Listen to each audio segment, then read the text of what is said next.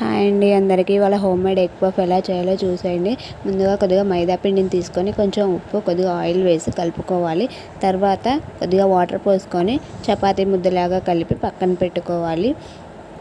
తర్వాత కర్రీ కోసం స్టవ్ మీద కడాయి పెట్టుకొని ఆయిల్ వేసుకొని ఆనియన్స్, పచ్చిమిర్చి, జీలకర్ర, కొద్దిగా కరివేపాకు, కొంచెం క్యారెట్ తురుము, కొద్దిగా ఉప్పు, కొంచెం కారం, కొద్దిగా మసాలా వేసి మగ్గించుకొని పక్కన పెట్టుకోవాలి.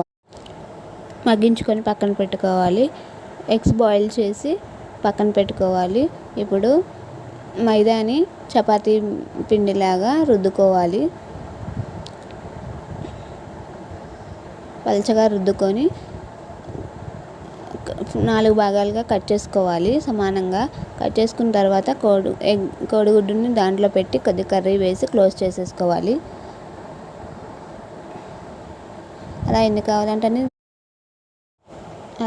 కావాలంటే అన్ని ప్రిపేర్ చేసి పక్కన పెట్టుకొని తర్వాత స్టవ్ మీద కళాయి పెట్టుకొని ఆయిల్ వేసి హీట్ అయిన తర్వాత సిమ్లో పెట్టి ఫ్రై చేసుకోవాలి. గోల్డెన్ బ్రౌన్ కలర్ వచ్చేంత వరకు ఫ్రై చేసుకోవాలి. అంతేనండి, ఈజీగా హోమ్ మేడ్ ఎగ్ పఫ్ అయితే రెడీ అయిపోతుంది. టేస్ట్ అయితే సూపర్గా ఉంది.